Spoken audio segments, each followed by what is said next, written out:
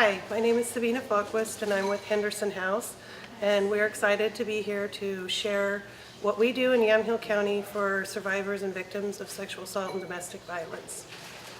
Hi, I'm Julie Siepman and I'm here from Juliette's House. Looking forward to having an opportunity to talk about the role that Juliette's House plays in our community in terms of intervening in situations of suspected child abuse, as well as the prevention programs that we offer. Hi, I'm Deborah Bridges, and I'm excited to be here for Evergreen Ideas. I'm with the Yamhill County District Attorney's Crime Victims Office, and I'm here to talk about the impacts of violence against women and children in our community. Hello everyone, and welcome to the next installment of Evergreen Ideas. My name is Molly Lord-Garrettson. I am the founder and director of Peace Valley School. I'm excited to be here today working with Evergreen Aviation Museum's Education Department to continue a lecture series that we started in the hopes of bringing community around to talk to our local experts about what we're doing. Today, the topic is Yes, All Women, and the three amazing speakers we have are all superheroes in our community that work together to make the world better, to make the world safer for victims and their families here in Yamhill County. The first speaker will be Deb Bridges. Thank you. And thank you to the Peace Valley School for inviting us here today. My name is Deborah Bridges, and I'm the director of the Yamhill County District Attorney's Crime Victims Office. In Oregon, every county, so every 36 counties, has a district attorney's office that prosecutes crimes in their community. Within those offices is a crime victims office, and their sole responsibility is to offer services to victims of crime. So I'm going to talk to you about what we do in Yamhill County and how we do things just a little bit differently than other counties, but to talk to you about what we feel is a commitment to our victims and their families in Yamhill County. So Brad Berry is the Yamhill County District Attorney, and he really sets the tone for how we treat victims in our community. And our Crime Victim Services Department is responsible for offering services to all victims of crime within our Yamhill County borders. But most specifically, he has a very strong commitment to domestic and sexual violence against all members of our community. And we have specialized prosecutors who work on domestic violence cases, and we have a very vigorous crime victims office, of which I'm the manager. And I'm going to speak to you a little bit about the work we do.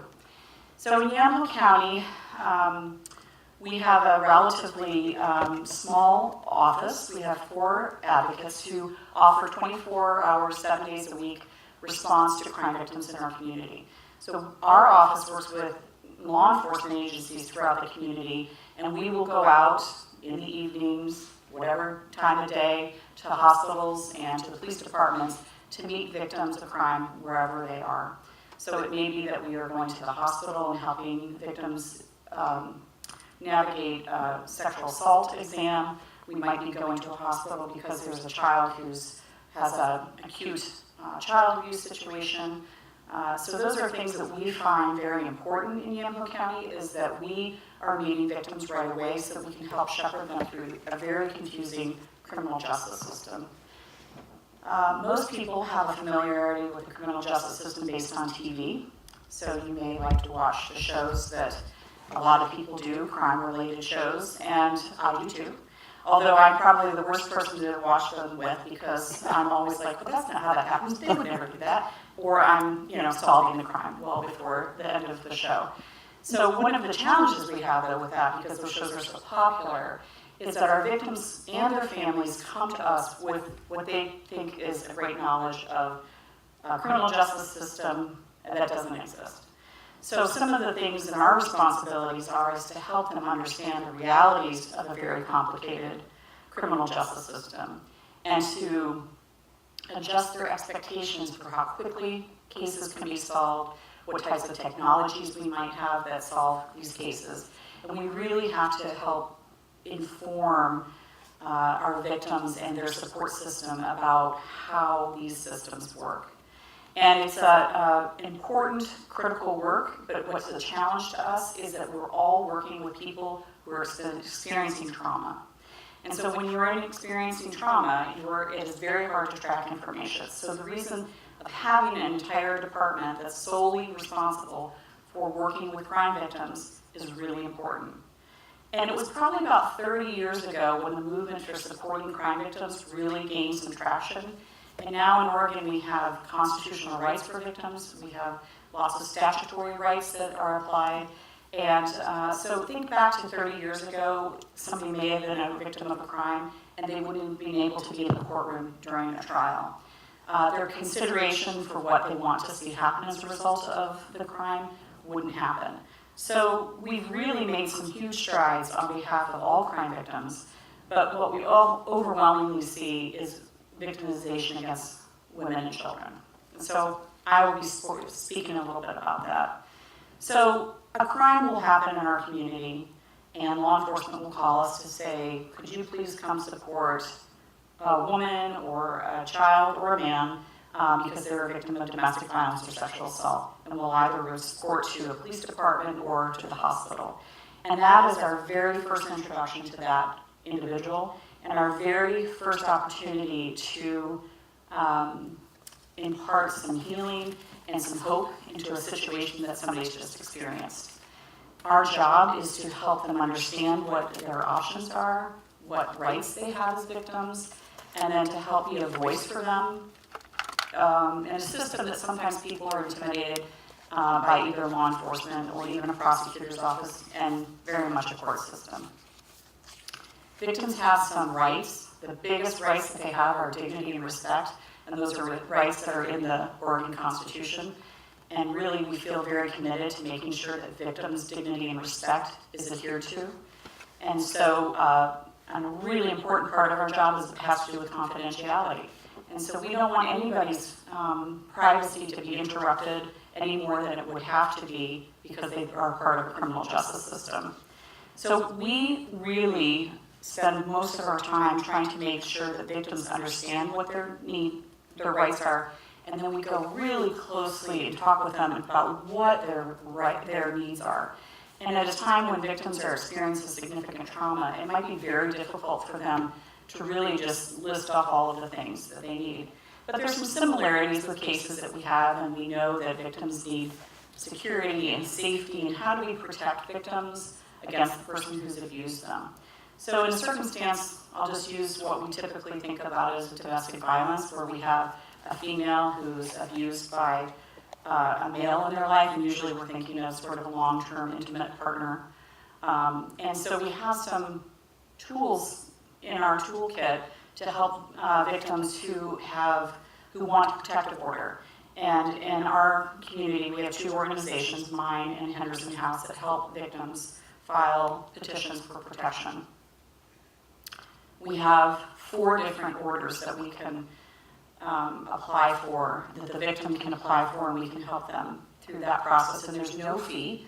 I think one of the important things is for us to be able to help the community understand that these are not resources that they have to pay for. They wouldn't need a lawyer to get one of these forms, one of these protective orders. So a traditional protective order, what we think about is a restraining order.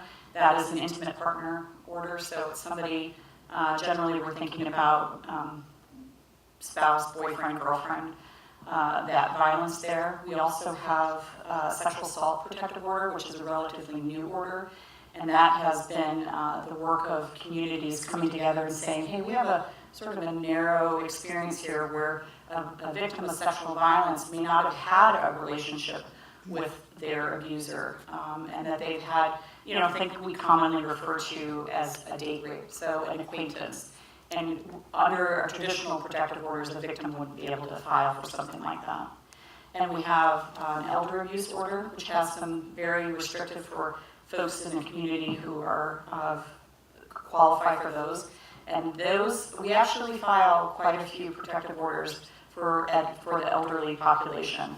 And those don't have to be sexual or physical violence, but they can also be financial crimes that may be committed against them by, sadly, generally, it is a member of their community.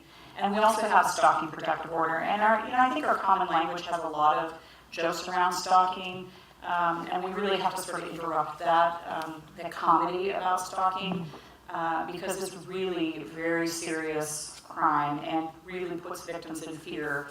And to the most sort of benign way that if you, let's say you worked in an office and your friend Sue gets red roses. And your husband never sent you roses, right? And Sue's suddenly like in a panic. Why did I get roses? And everybody's like, ooh, yay, you got roses, and that's very exciting. Well, just imagine a scenario in which Sue's abuser has said, if you ever get roses for me, you know I'm going to kill you. And so it's sort of hard, and it sounds like a very strange example, but it's true. And we hear very interesting instances in which victims can tell you this means X, Y, and Z, but to be able to explain it to a police officer, I got red roses and I am really afraid. If we didn't do such great work in our community with our law enforcement, and if they weren't so receptive to understanding what those dynamics are, we would be not as successful as we are today in intervening with domestic violence. So let's just talk about Sue for a minute. If she gets those red roses and she calls a police officer, or generally what will happen is they will call an advocate from our office, and we'll be able to work with that victim. We don't have a crime. We don't really have a crime there, right? Because studying somebody isn't a crime, but we have something that has put somebody in fear.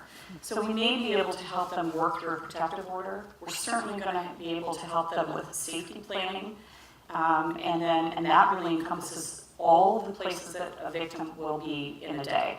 So their work employment, their child's school, their faith community, what gym they go to, whatever their life is about, is how do we protect that person. So that is a really significant tool that we have in our community, and we work with those, day in and day out. We have, I wouldn't say that we have more crime than any other community. We certainly see the worst of what we have. And there are times when we start to see some of the best of what we have when communities experience a crime. But certainly for these individuals, most of the people around the community don't know that this crime has been committed against them. And so people can be very isolated. They can be very isolated within their experiences of their abuse. And sometimes having a crime victims office is the place where they can go and really talk about what it is that they're experiencing. We are not counselors, so we don't replace the important work that counselors do in our community.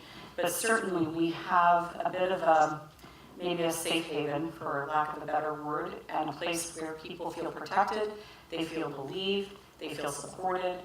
And so that is what is, to us, the people who work in this field, really find very important, and to be able to validate that those feelings for victims is important.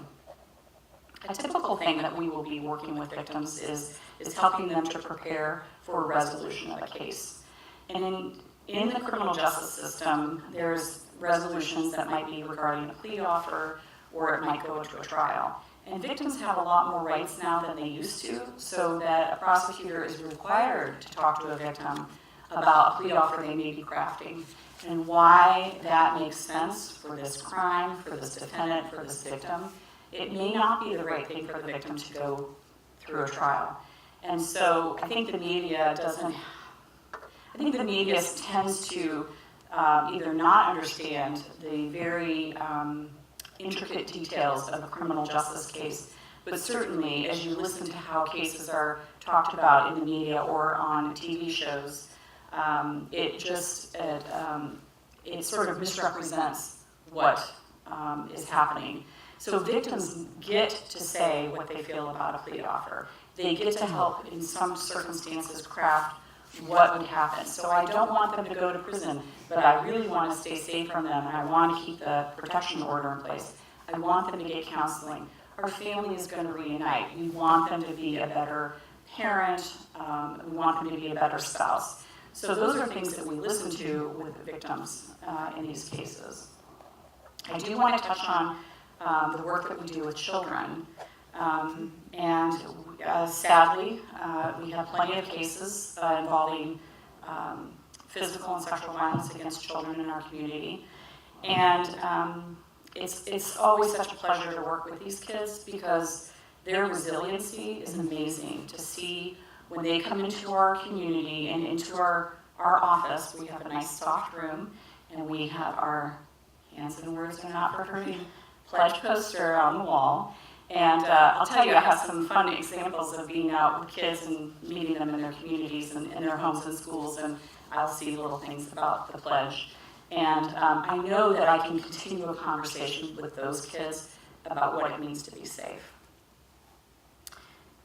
This past year, we had a case in which we worked very collaboratively with our nonprofit partners, and it's a pleasure for me to be here with these ladies to talk about this important topic. We had I got called, I think it was a Saturday morning, to go to a home, and detectives were there. They had a mom who was very upset because her daughter had reported sexual violence from boyfriend, live-in boyfriend. And I met the detectives, and I met with the mom, and we were very much at the beginning of a little bit of a journey for these folks. And my job at first is really just to sort of introduce myself and to get that person comfortable in talking about how we're going to help them and what resources we can bring to them and how we're going to sort of surround this family with protections, but also resources. And so this was a very, we have a spectrum, everything has a spectrum. This was a very difficult case for law enforcement to work with because of the particular facts of this case. And we're dealing with a young child who's a victim of some significant, horrific crimes against her, and a mom who had limited resources. Maybe someone with social resources, maybe, work employment.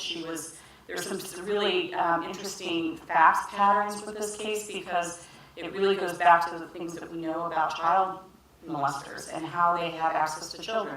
And they can isolate non-offending parent.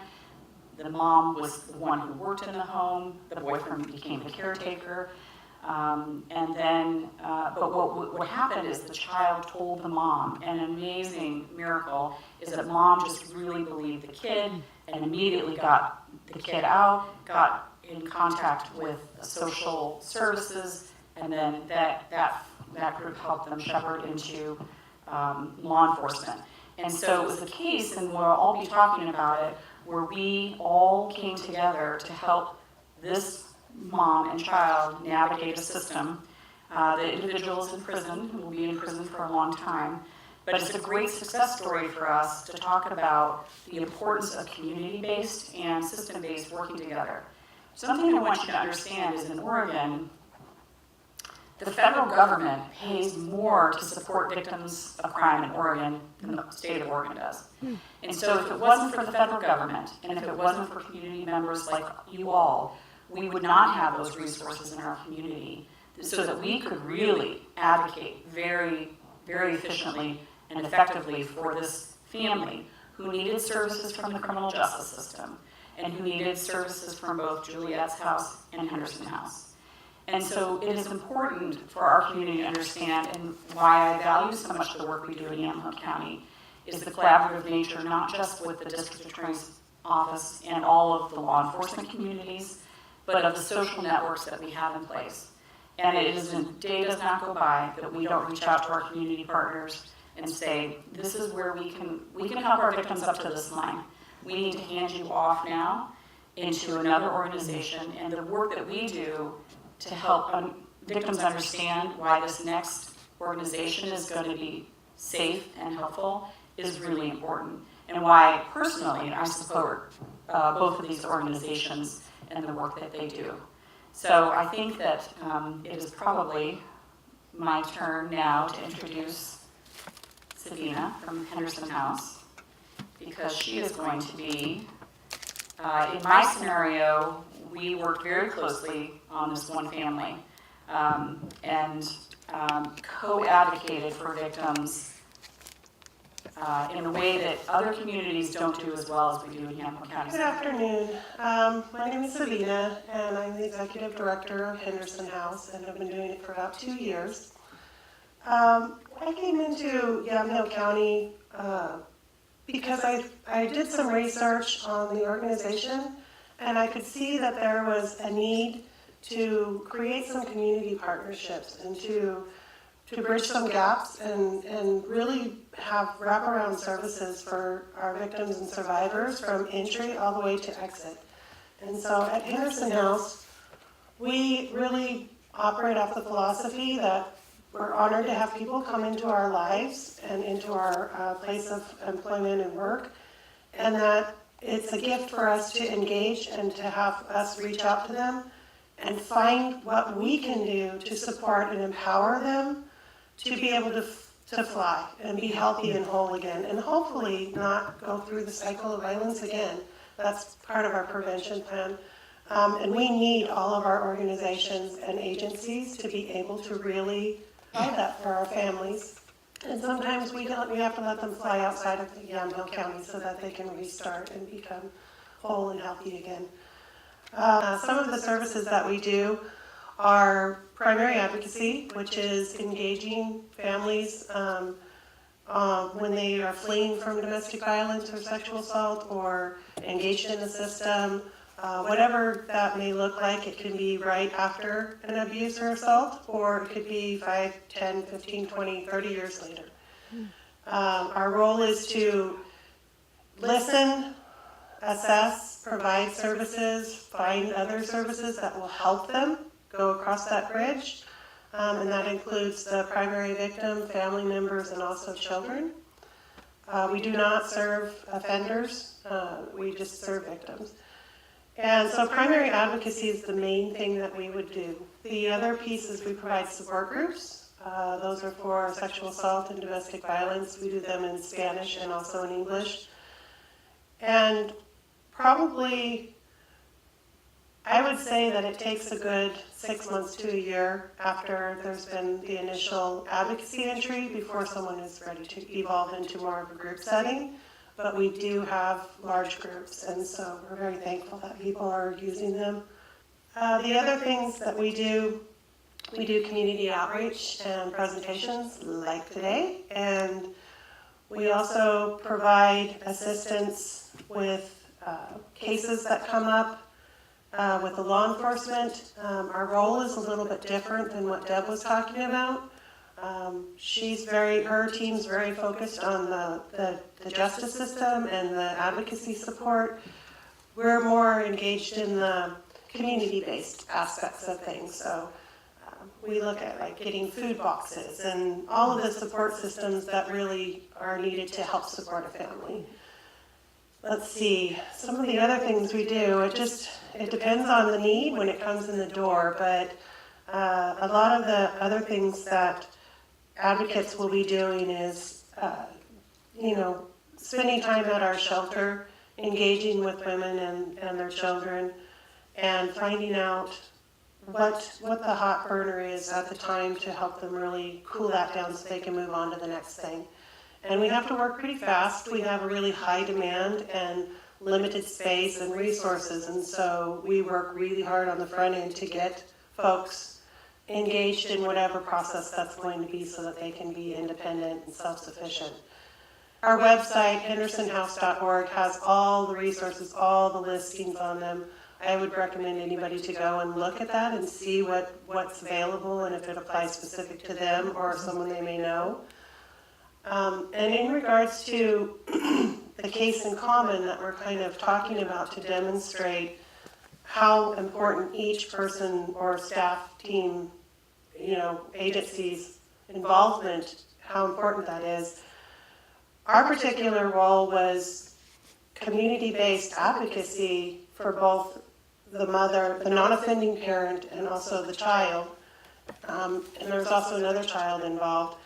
But we were just constantly engaging with this person to be able to identify what those needs were and eventually brought that person into shelter to be able to bridge that little time, because when there's no child care and you're the breadwinner and there's all these different resources that go away, and so we wanted to provide that wraparound support to make sure that the child would stay safe and that the mom would get assistance. There were support groups, counseling offered.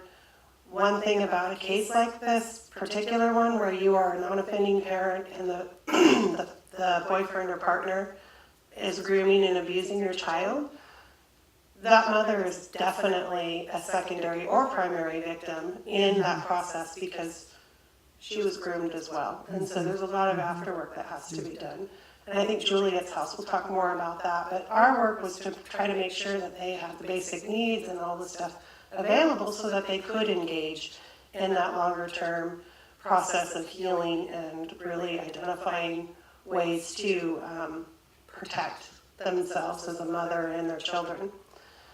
So, as I said, hendersonhouse.org, or you can call, and we're always available to answer questions or just even assess or run through something if you're questioning it. And we hope that you will engage us if you ever find the need. Thank you.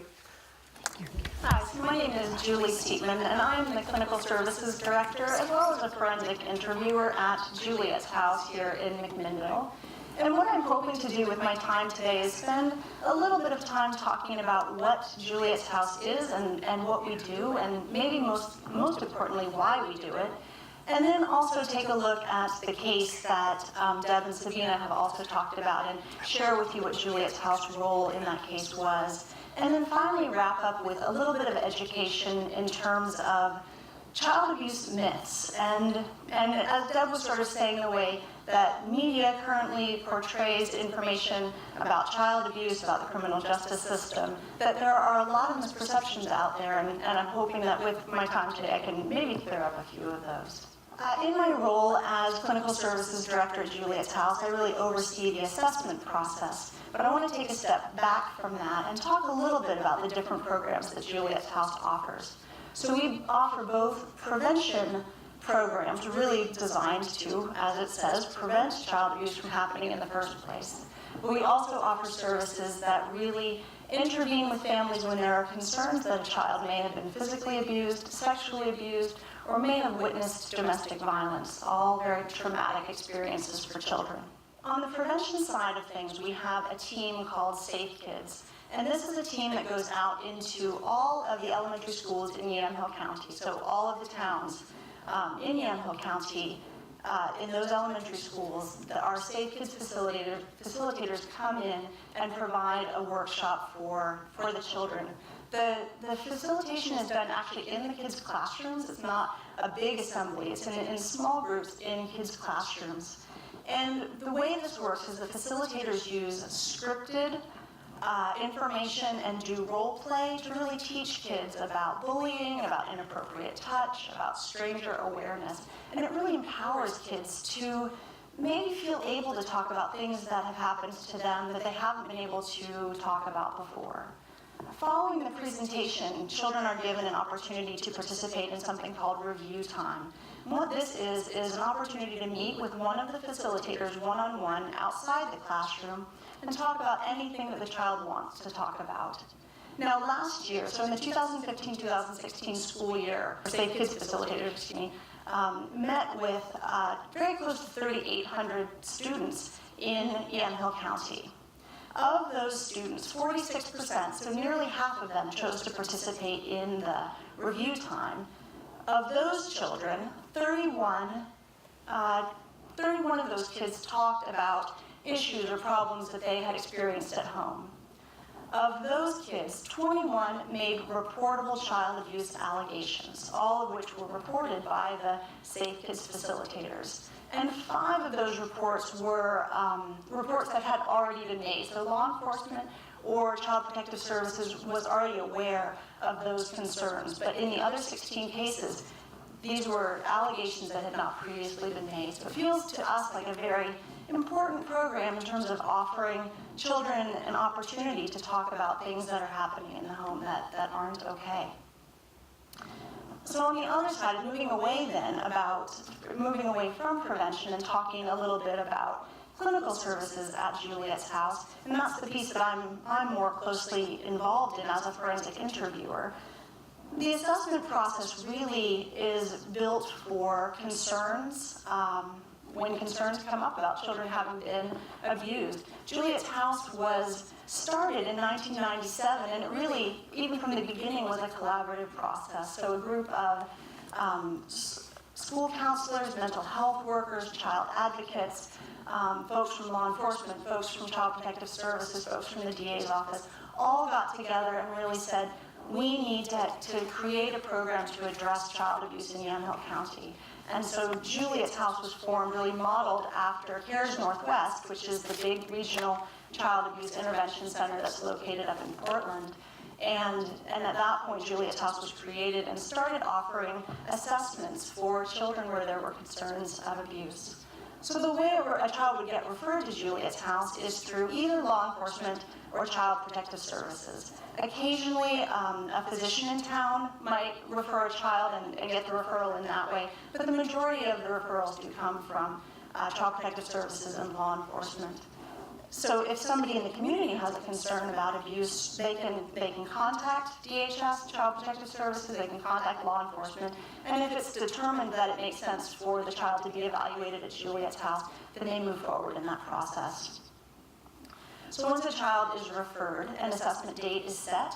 The child comes into the assessment with their non-offending parent, and we have a similar policy as Henderson House, and if the alleged offender is someone who is still in the home, they're not invited to participate in the assessment because there's an ongoing investigation. And so once the child is referred, they come in. An average assessment at Juliette's House takes about 3.5 hours. Children usually just come one time. The service that is offered in-house really is the assessment, and following the assessment is when we make referrals to other community agencies. So again, bringing in the importance of collaboration in the work that we're doing. So involving, whether we're involving Henderson House, we're involving the Victims Assistance Office, whether we're pulling in counselors, contacting schools, all of those are important resources for us. What an assessment looks like is we meet initially with the parent, the caregiver who brought the child to Juliette's House, and we gather background medical information, social history information, kind of get a context for what the child's life has looked like, which will help us in understanding the statements that the child makes. Following the history gathering, we allow the parents to go back out to the waiting area. The child then comes back with us, and I work exclusively as a team member. There's nothing that I do in my work at Juliette's House that I do completely alone. And my closest team member is the physician or pediatric nurse practitioner that I happen to be working with on a given day. And that medical provider and I work through the whole assessment completely in tandem. So we both are gathering social history information. The child then moves to a medical exam, which obviously is conducted by the physician or nurse practitioner. And I'm in the room during the exam really to support the child and gain a little rapport with them, because I'm going to be interviewing them and I would like them to have a little understanding of who I am, and it helps me to kind of get a sense of how this child talks, what their level of development is, what their level of comfort is at being at Juliette's House. The medical exam at Juliette's House is a head-to-toe well-child check, and I think it's easy for people, when they hear about it, to become concerned that it is more of an intrusive exam than it is. But no more time is spent on any one particular part of the body than another. This is not an internal exam. No part of the exam hurts the child or is physically uncomfortable for the child. And what the doctor does is really helps the child kind of talk about things that they've happened to them by going through each part of the body. And they'll start at the head and ask, has anybody ever hit you in the head or hurt your head or touched your head in a way that made you feel uncomfortable? Really going through the whole body. Have you ever had a black eye? Have you ever had a bloody nose? Has anyone ever choked you? Has anyone ever touched you on your private parts? Has anybody ever kicked you or stomped on your feet? Tell me about spankings. Have you ever had kisses that you felt uncomfortable with? So really kind of going through the gamut, allowing the child to talk about different experiences that they've had. And our partners in law enforcement and Child Protective Services are able to listen in on the exam. There's no visual connection, and this is not recorded, but they can hear the child's statements as the child makes them. And I guess I'll kind of step back and explain the reason for having law enforcement and Child Protective Services involved as well through the assessment, is that although we all have different roles, we're all working towards the same goal and really needing to have the child's statement made in as detailed and an accurate way as possible. And if we can do that one time for this child and each take what we need from that child's statements in order to make sure the child is safe, the child is healthy, the community is safe, and that the family has a safety plan to kind of move forward with, then we can have the child come one time and do that and not have 3 separate organizations asking this child the same questions about something that's often very difficult for them to talk about. So that's kind of the involvement of the partners during the assessment process as well. So after the medical exam, the child is then transitioned into the forensic interview. That interview is conducted in a room that has a one-way mirror. When I'm the interviewer, it's just me and the child in the room, but on the other side of a one-way mirror is law enforcement and child protective services, as well as the medical person who just did the child's exam, being able to hear the child's statements and watch them as they talk about some of their experiences. And again, the purpose of the interview is really to elicit as much of that information in the most neutral and non-leading way as possible and allow the child to have a chance to talk about what their experiences have been.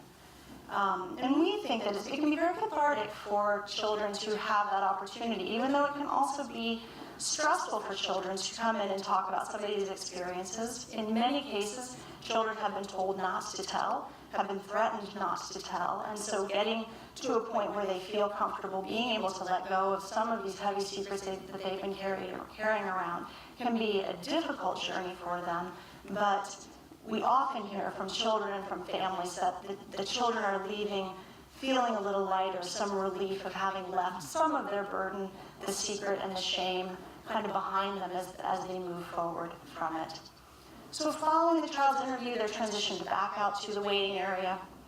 Our family support team, which is comprised of interns as well as a family support team coordinator, is supporting the family through this whole process. And the children are in the playroom with one of our interns who's supporting them and kind of keeping them entertained, as well as support for the families as they're going through this. And when the child is finished with the interview, they come back out and to the playroom, and we bring the parents back in to talk about recommendations and give them information about follow-up and what to do and where to go from there. And often we're recommending counseling for the child, counseling for family members. Savenia had mentioned the tremendous stress on families as well in these situations and making sure we're supporting the whole family through this process. We may make referrals to Henderson House for some of their groups and support groups, and helping the families get other needs met if they need food, if they need housing, if they have other needs in the community that Henderson House can help them access, then we make that referral as well. Certainly, many of our children who are impacted by physical abuse or sexual abuse are also impacted by domestic violence. There's a lot of research that shows that kids who are in homes where there's domestic violence are at much higher risk for being physically abused or sexually abused. So we really see that link, and again, that partnership becomes very important because those aren't the services we offer, but we can partner with them, and they have those services. And likewise with victims' assistance, as they're moving forward and some of these cases are going to trial and the families are having to interact with the legal system in a way they never have before and don't know the system and are struggling to navigate that, that the Victims Assistance Office is able to really provide that support for restraining orders, as Deb had mentioned, are all really important resources that we know that they will be served well in these other places. So that kind of is a typical assessment at Juliette's House and kind of an overview of what it is that we do at Juliette's House. And I get asked not infrequently why it is that I do what I do. It isn't easy work, but it's certainly very meaningful work for me. And Deb said very well, really something that resonated with me in terms of really being able to witness the resilience of children, I think is one of the most remarkable things about the work that I do. And seeing children who are able to come to Juliette's House and talk about some pretty horrific things, but our kids who are still able to smile and play and connect with people is truly remarkable. And it's those moments that give you hope that you can perhaps intervene in a moment in a child's life or in a family's life in a way that might change that pattern and help these families move on to be safer and maybe reduce the vulnerability of both the family as well as the children. But there are barriers as well to being successful in this type of work, and Savenia also touched on that in terms of the multiple issues that are often facing our families. It's very rare for us to have a family that comes in with just one concern. In terms of the only struggle the family's having is the abuse that happened to the child. And while that's horrible in itself, many of these families are also dealing with substance abuse issues, issues of housing, with issues of financing, with issues of childcare. And so the needs are tremendous. So again, kind of knowing where in the community these families can be assisted is incredibly important. We don't work at all in a vacuum. We have our one piece, but it's a piece of a larger puzzle. So in terms of, that's kind of in a general way, a general overview of what it is that we're doing at Juliette's House, and I want to kind of focus in a little bit now on the case that we had in common, and I'll just tell you a little bit about what our role was working with this family. So this little girl was 7.5 years old, and she was referred to Juliette's House as was mentioned previously when she made statements that Mom's boyfriend had been abusing her. And again, the fact that she felt comfortable telling her mom at some point, initially what she had said was she didn't want him babysitting her anymore, and didn't really tell Mom why, but Mom heard that and actually found alternate care for her. And I think partly because of that, because Mom believed her and Mom did something about what she said, she felt more comfortable actually saying why it was that she didn't want him looking after her, which was because the abuse was happening when Mom was working and he was her primary caregiver. After she made the disclosure to Mom, Mom kicked the boyfriend out immediately and was able to then make a police report. When Mom kicked him out, he did confess to her that there was one incident, one time, when he had touched this child inappropriately. So in time, the police then had an opportunity to interview him. And during that interview, he actually disclosed numerous times that he had abused this child. And we had information from his confession before talking to the child. And that's a very unusual situation to have that much information, but we understood some of the things that had happened to her based on his confession. So when she came to Juliette's house, all the things that I explained earlier kind of happened. She went through all of those pieces. During the medical exam, she had her head-to-toe checkup. In her case, there were physical findings. I didn't mean to say, kind of in a general sense, the vast majority of the time, there are no physical findings in child abuse cases. It's very unusual for there to be anything physically that sort of says that this happened to a child. And nearly all the time, it comes down to the child's statements in order to kind of explain what the situation was. That physical findings are very rare. In this situation, there were some physical findings. It was impossible to say exactly what they were caused by, but obviously they were concerning and validated the statements that had been made previously. During this little girl's interview, she disclosed some of the abuse, but not all of the abuse, which again is very common for children. When they start disclosing, they don't usually tell the whole story all at once. They give bits and pieces. And then over time, eventually, most of the story can come out. But she was able to tell us some of the things that had happened. And we met with Mom afterwards, had recommended counseling immediately for this child, had recommended counseling for Mom. Mom was a victim of abuse herself, and again, that's not an uncommon dynamic that we see, and it makes it even more difficult for parents going through the process if they've had past experiences that are coming up for them while they're trying to support their child through this. So there were issues that were brought up in the social history gathering in this child's life that we hadn't known about beforehand. This child had witnessed domestic violence on numerous occasions with Mom and previous partners. This little girl was struggling significantly at school. The school was very concerned about behaviors that had started around the time that the abuse had started. And obviously at the time, Mom didn't know why this little girl was struggling at school. Mom had some mental health issues of her own. Again, the finances were a significant issue for her. So all of these kind of coming up as concerns and figuring out how we're going to meet all those needs becomes fairly challenging. But in the end, again, we were able to collaborate with our community partners. The detectives did a great job and were able to build a case, and as Deb said, he was convicted and will be in prison for a long time, which means that other children are safe from him, but this family is still going to need ongoing support. I got a call from the school even a couple weeks ago saying, how can we support this family? This little girl's still struggling.